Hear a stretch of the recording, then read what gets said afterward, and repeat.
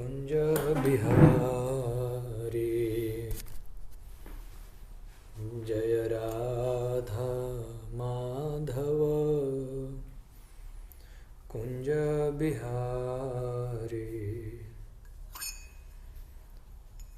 जय गोपी जन वल्लभ गिरिवरधारी जय गोपी जन वल्लभ गिरिवरधारी जय राधा माधव कुंज बिहारी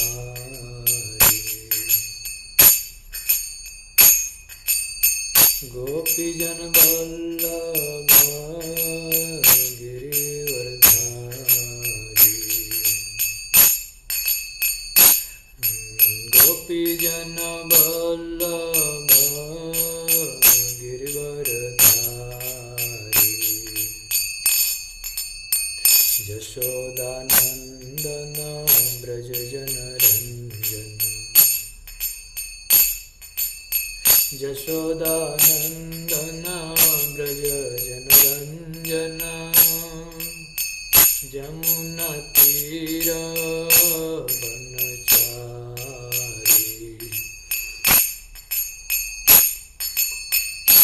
जय राधा माधव कुंज बिहारी गोपी जन वल्लभ गिरिवरधारी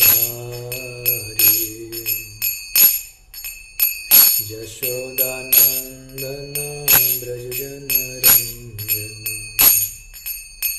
जमुना तीर वनचारी जय राधा माधव कुंज बिहारी गोपी जन वल्लभ गिरिवरधारी यशोदानंदन ब्रज जन रंजन जमुना तीर वनचारी जय राधा माधव कुंज बिहारी हरे Krishna Krishna Krishna Hare Hare Hare Ram Ram Ram Hare Hare Hare Krishna Krishna Krishna Hare Hare Hare Ram Ram Ram Hare Hare Hare Krishna Krishna Krishna Hare Hare Hare Ram Ram Ram Hare Hare Hare Krishna Krishna Krishna Hare Hare Hare Ram Ram Hare Hare Hare Krishna Krishna Krishna Hare Hare Hare Ram Ram Ram Hare Hare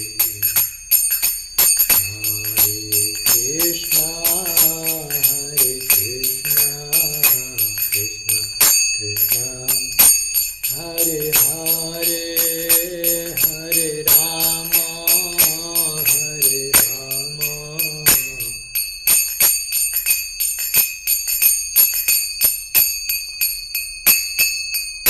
Krishna Krishna Krishna Hare Hare Hare Ram Ram Hare Hare Jai Radha Madhava Radha Madhava Radha Madhava Radhe Jai Jai Prabhupada Prabhupada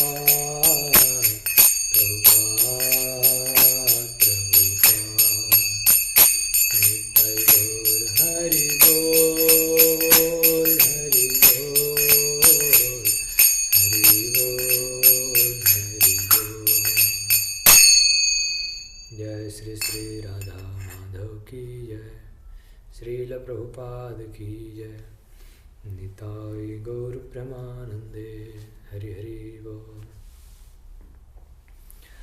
ॐ अज्ञानतिमिरान्धस्य ज्ञानाञ्जनशलाकया चक्षुरुन्मीलितं येन तस्मै श्रीगुरवे नमः।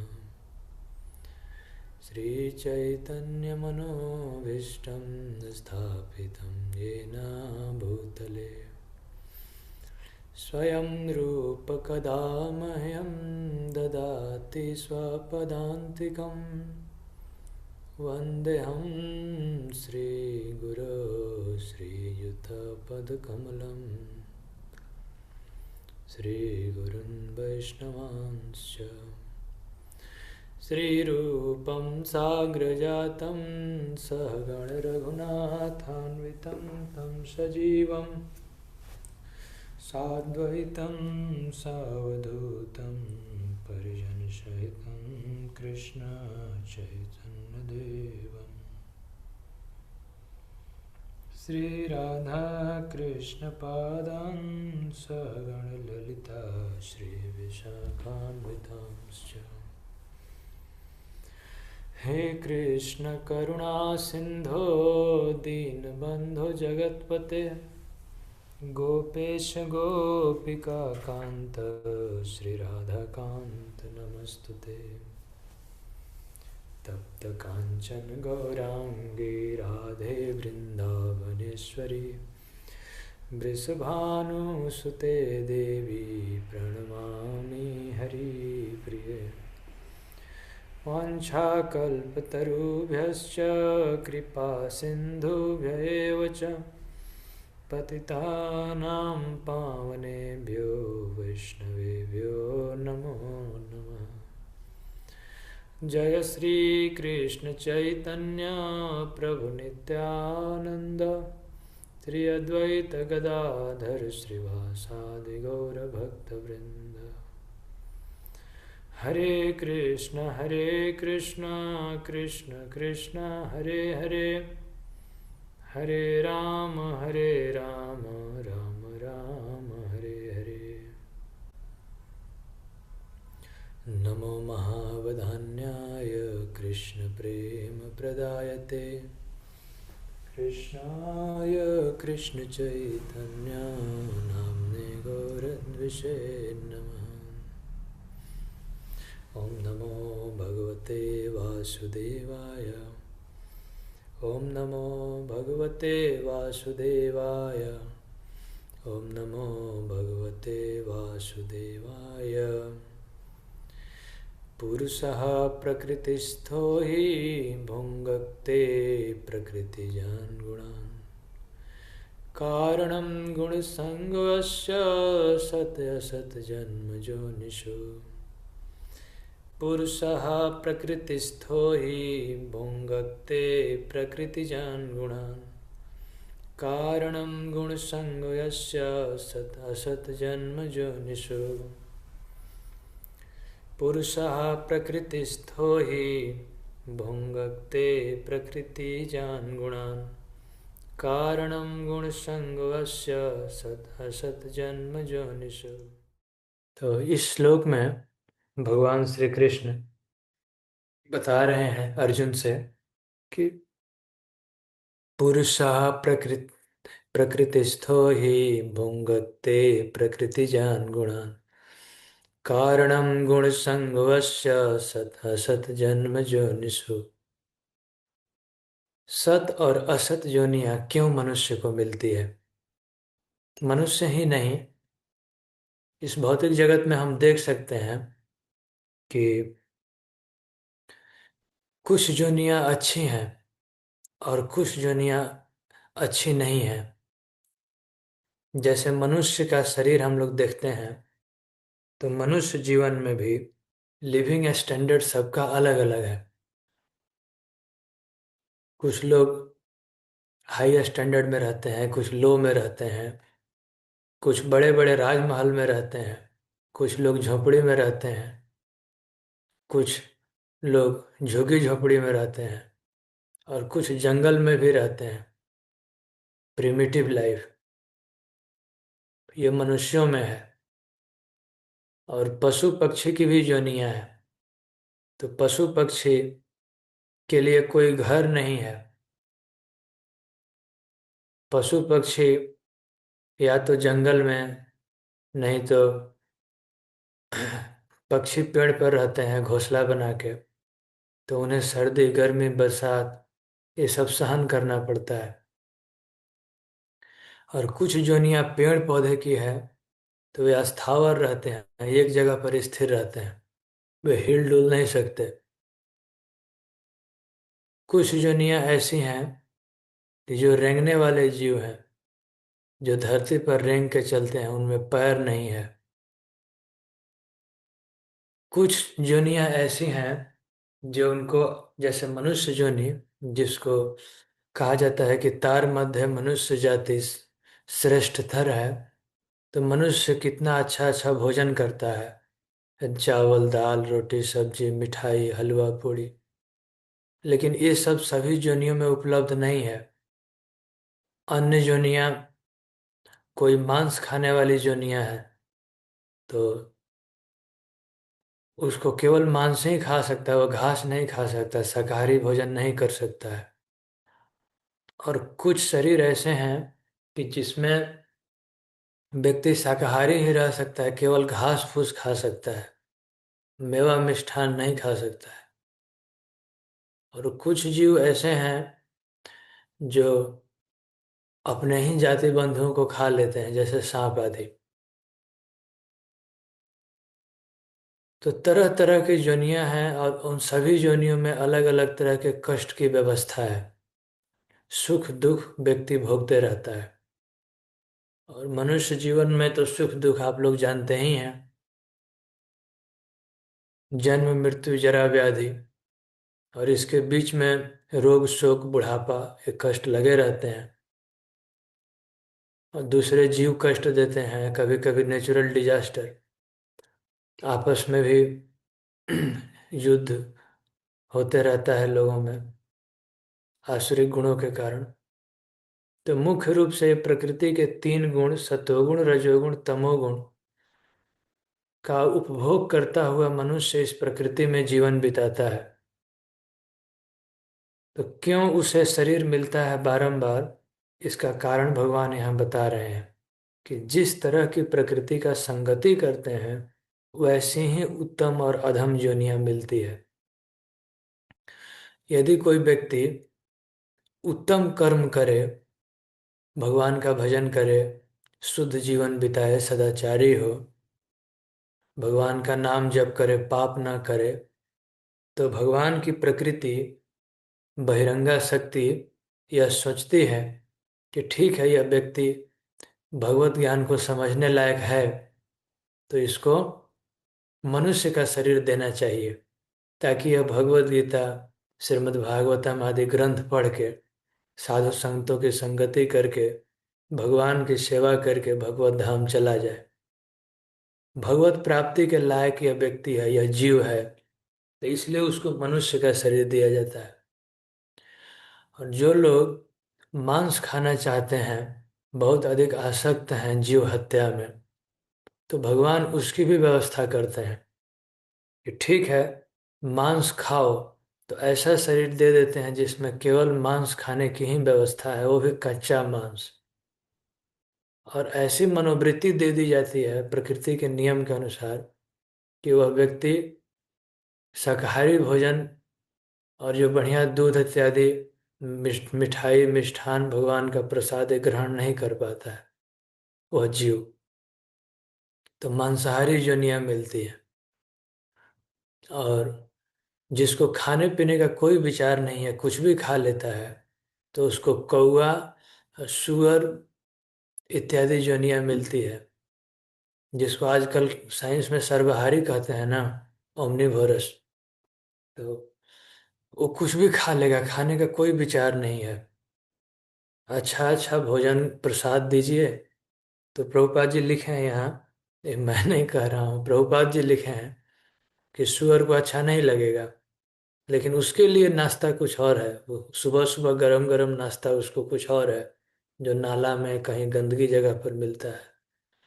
कुत्ते भी खाते हैं ये सब एक्सक्रीटा, वेस्ट मटेरियल शरीर का। तो देखिए ये कितना बड़ा दंड, कितनी बड़ी दंड की व्यवस्था है प्रकृति के द्वारा, कि खराब चीज उसको अच्छा लगता है। मनुष्यों के जोनि में भी ऐसा ही है। जब शुद्ध जीवन बिताने के लिए कहा जाता है, तो कभी कभी हमें अच्छा नहीं लगता, क्योंकि खराब चीजों में आदत लगी हुई है। सबसे शुद्ध जीवन है भगवान के भक्तों का, कि कोई मांसाहार नहीं, कोई जुआ नहीं, नशा नहीं, पाप कर्म नहीं, शुद्ध सदाचारी जीवन, सच्चा जीवन, सरल जीवन। और अंत में भगवान को प्राप्त कर सकते हैं। तो प्रश्न यह उठता है कि क्यों यह उत्तम और अधम योनियां मिलती है? क्या भगवान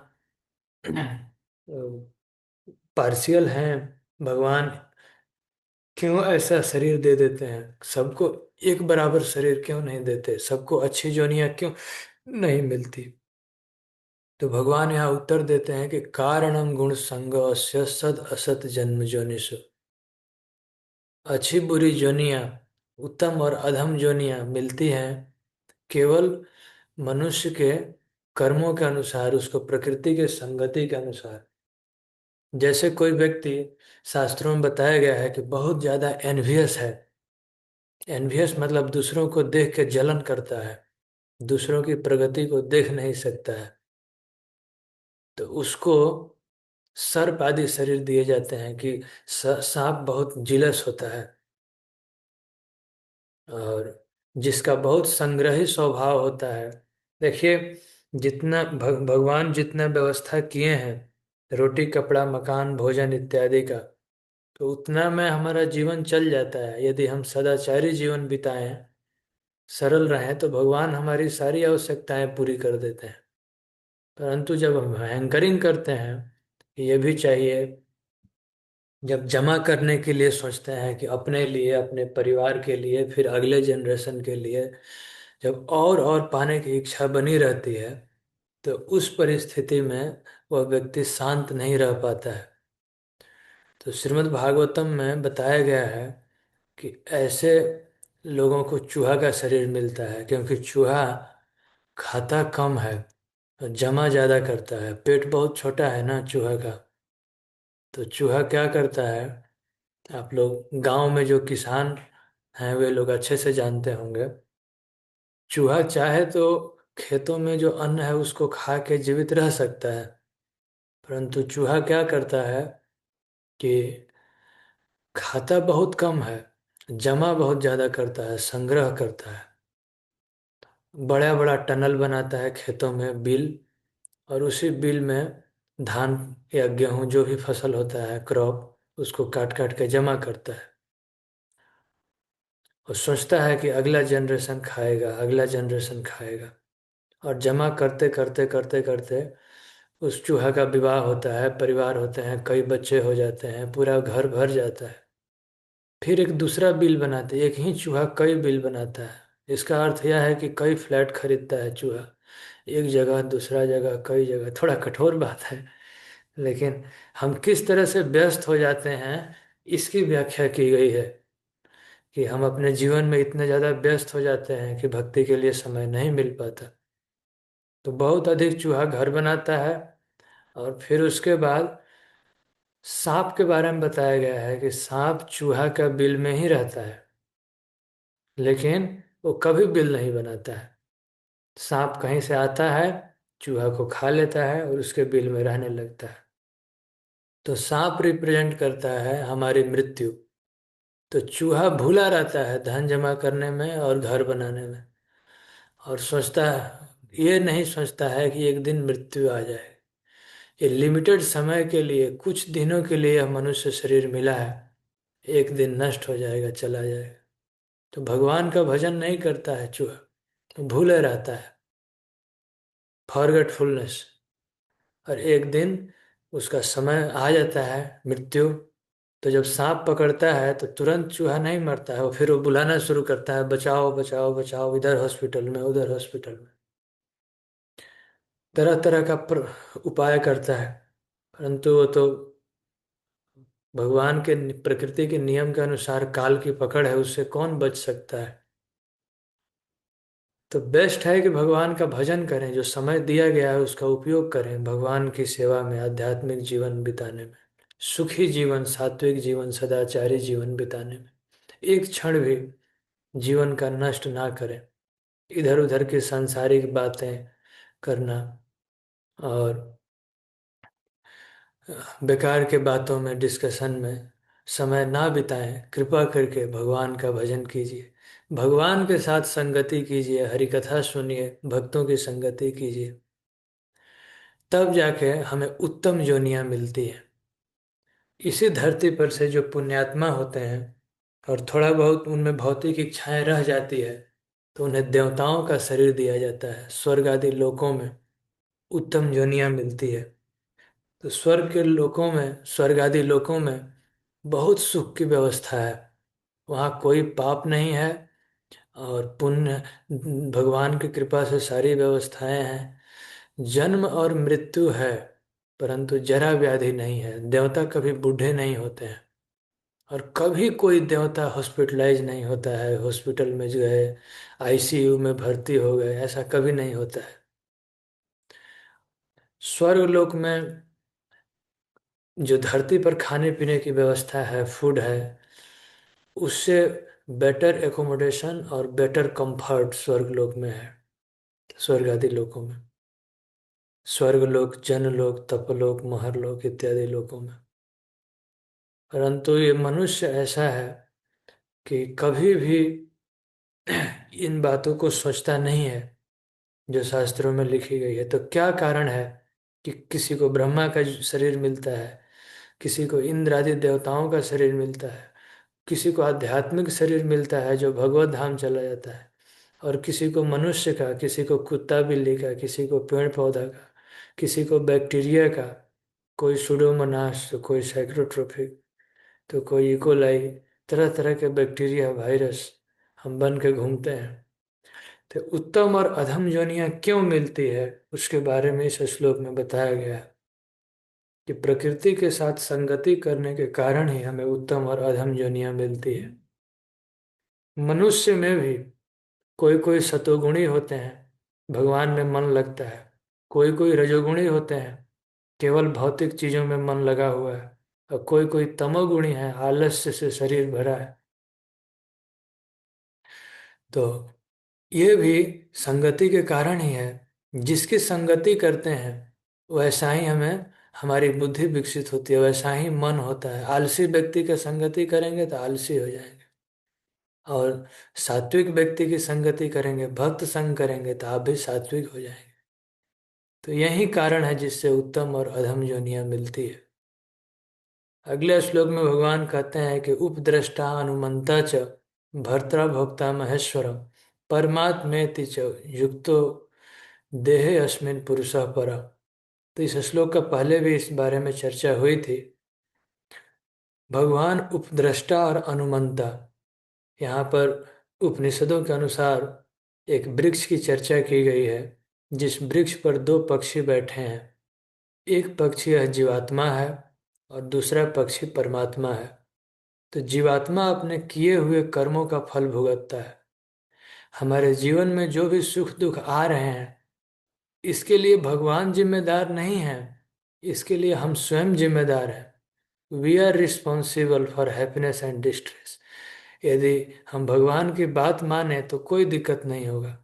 तो जैसे अब पक्षी इस पेड़ का फल खा रहा है और दूसरा पक्षी देख रहा है, तो जो पक्षी देख रहा है वो भगवान है। वे सब जानते हैं हम क्या क्या कर्म किए हैं पहले और अभी क्या कर रहे हैं, उसी का फल इस पेड़ से निकलता है, यानी इस शरीर से। और उसका फल हम जीवात्मा हैं, हम भुगतते हैं, जीवात्मा भुगतते रहता है और अलग अलग शरीर मिलता है। तो भगवान उपद्रष्टा यानी साक्षी हैं और अनुमति देने वाले हैं, और उन्हीं को परम पुरुष परमात्मा कहते हैं। इस तरह जीव प्रकृति और प्रकृति के गुणों के बीच अंतः क्रिया से संबंधित इस विचारधारा को जो व्यक्ति समझ लेता है उसे मुक्ति प्राप्त होती है। तो क्यों उसे मुक्ति प्राप्त होती है? क्योंकि वह व्यक्ति जब समझ लेता है कि मेरे दुख का कारण क्या है, इस भौतिक जगत में अलग अलग शरीर मिलने का कारण क्या है, तो फिर वह मुक्ति के लिए प्रयास करता है, बहुत सिंसियर हो जाता है जब सच्चाई पता चलता है। और सिंसियर कौन नहीं रहता है जिसको सच्चाई नहीं पता है। तो एक दिन हमें मरना पड़ेगा या शरीर छोड़ना पड़ेगा। तो इस प्रकार यदि कोई व्यक्ति समझ जाए कि ये सब कुछ टेम्परेरी है, तो फिर भगवत प्राप्ति के लिए प्रयास करता है, तो उसको मुक्ति पाना सुनिश्चित है।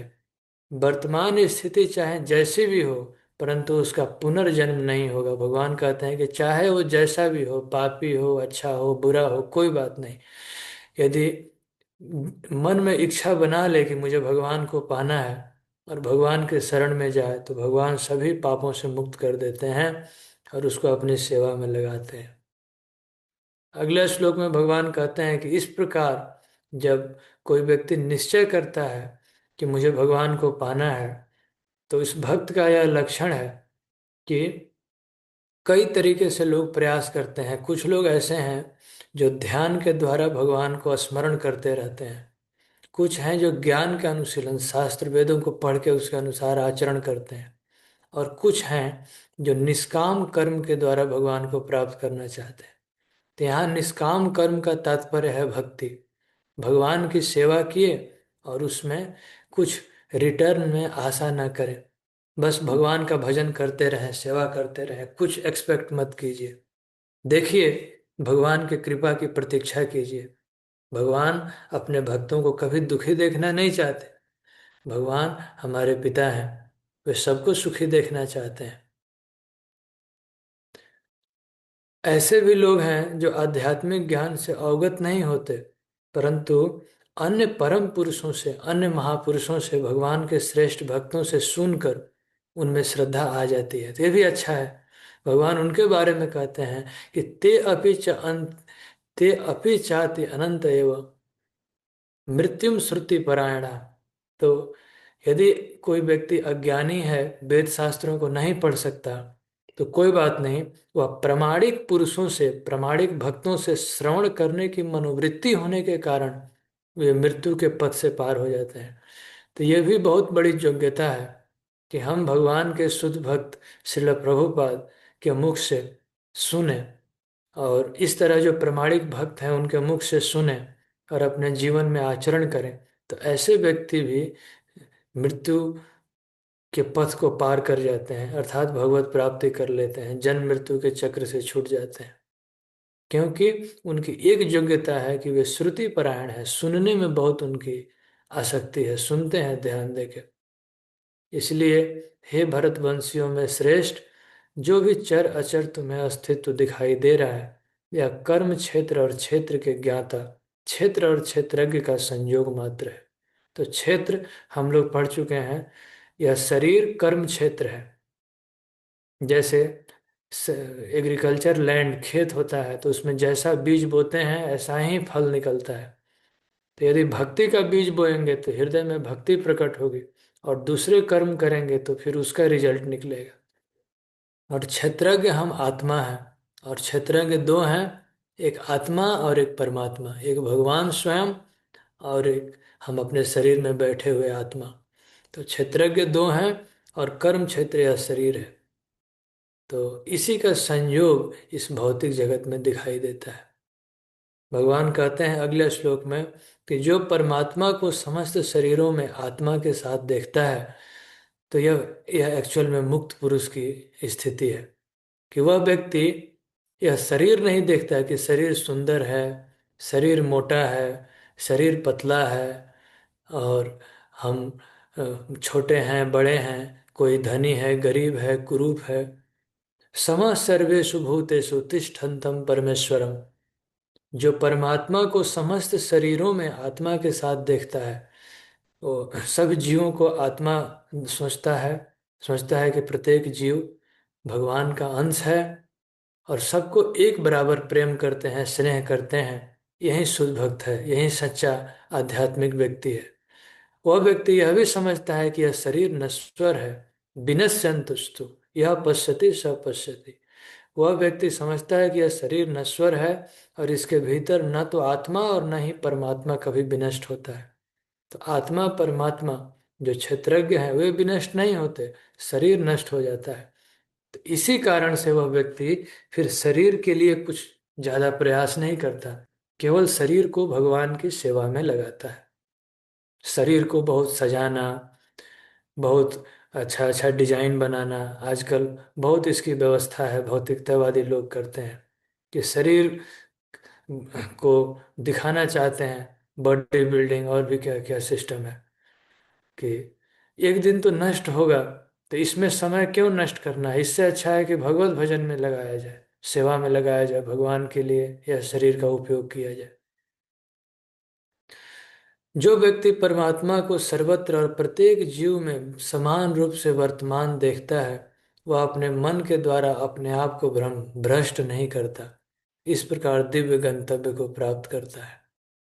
तो भगवत प्राप्ति कैसे वह व्यक्ति करता है कि वह अपने मन के द्वारा अपने आप को भ्रष्ट नहीं करता।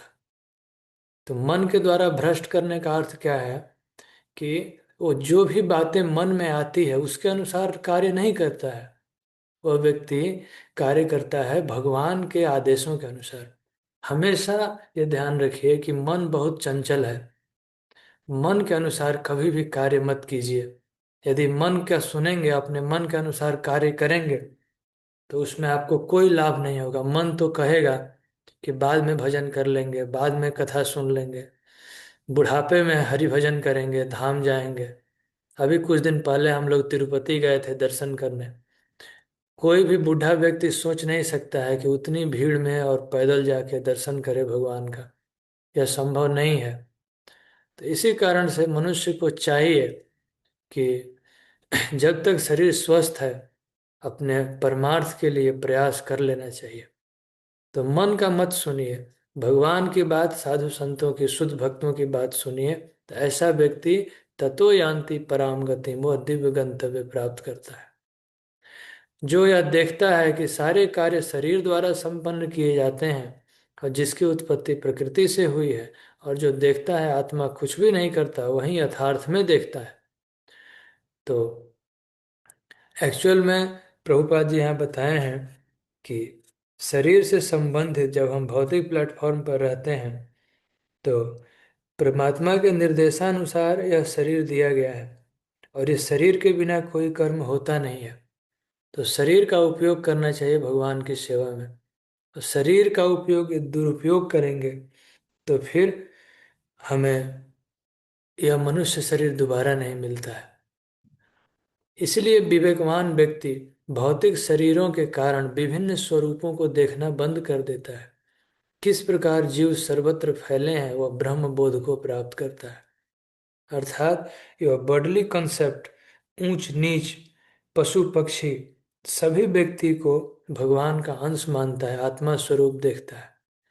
इस प्रकार शाश्वत दृष्टि संपन्न, अर्थात जो सेल्फ रियलाइज सोल हैं, वे सबको शाश्वत इटर्नल समझते हैं, अविनाशी आत्मा, दिव्य शाश्वत और गुणातीत समझते हैं कि आत्मा तीनों गुणों से परे है।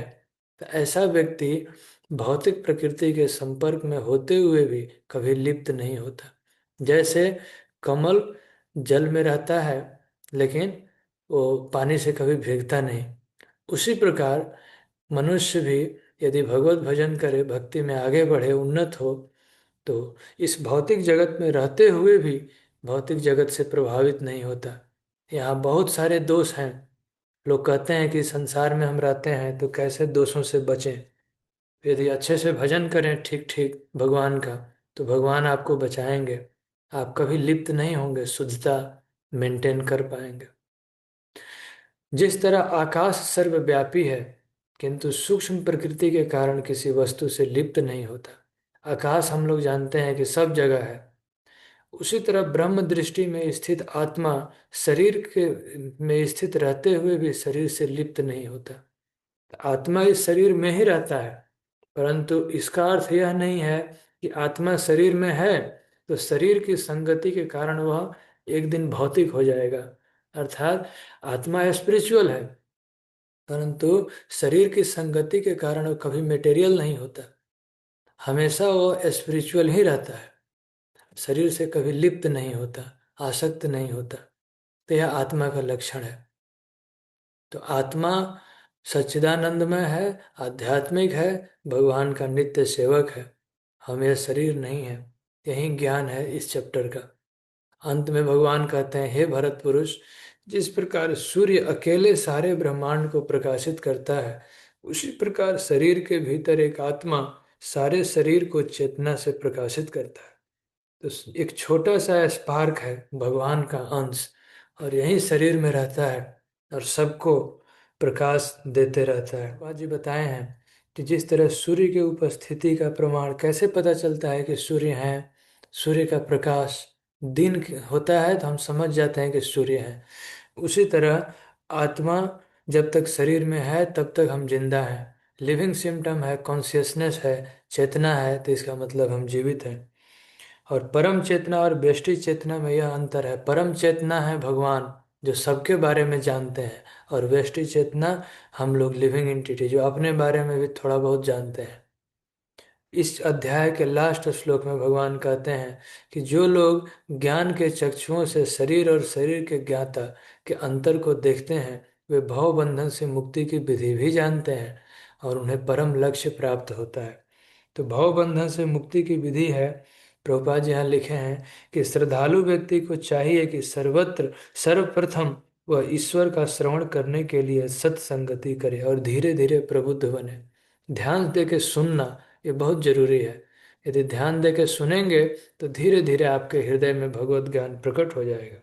यदि कोई गुरु स्वीकार करे तो पदार्थ और आत्मा के अंतर को समझा जा सकता है। हम समझ सकते हैं कि शरीर में और आत्मा में क्या अंतर है, और वहीं से आध्यात्मिक जीवन की शुरुआत होती है। गुरु अनेक प्रकार से उपदेश करके अपने शिष्य को देहात्म बुद्धि से मुक्त होने की शिक्षा देता है। आध्यात्मिक गुरु का यही काम है कि शिष्य की जहाँ जहाँ आसक्ति लगी है इस भौतिक जगत में, वो धीरे धीरे करके छुड़ाते हैं। तो कभी कभी हम लोग देखे हैं, जानते हैं कि जैसे शरीर में कोई घाव हो जाता है तो उसके ऊपर जब घाव सूखता है तो उसके ऊपर वो अ, पपड़ी सी बन जाती है, सूखा चमड़ा बनता है। तो उसको जब छुड़ाते हैं तो थोड़ा दर्द होता है, लेकिन उसको क्लीन करने से ही फिर घाव ठीक होता है। तो धीरे धीरे करके वो छूटता है। तो आसक्ति भी भौतिक जगत का ऐसा ही है। जब हम आसक्ति छोड़ते हैं, भगवान में लगते हैं, तो थोड़ा शरीर के लेवल में कष्ट होता है, परंतु आध्यात्मिक गुरु जो सच्चे सद्गुरु हैं, अच्छे भगवान के भक्त हैं, वो चाहते हैं कि हमारे शरीर से आसक्ति छूट जाए और भगवान में आसक्ति लग जाए। तो प्रभुपाद जी यहाँ पर ही व्याख्या किए हैं, बताए हैं कि मनुष्य को चाहिए कि गुरु की सहायता से इस अध्याय को भली भांति समझे, तो इस प्रकार वह अपने जीवन के परम लक्ष्य को, भगवान को पा सकता है और भव बंधन से मुक्त हो सकता है। तो इस प्रकार भगवत गीता के 13वें अध्याय प्रकृति पुरुष और चेतना का भक्ति वेदांत तात्पर्य पूर्ण हुआ।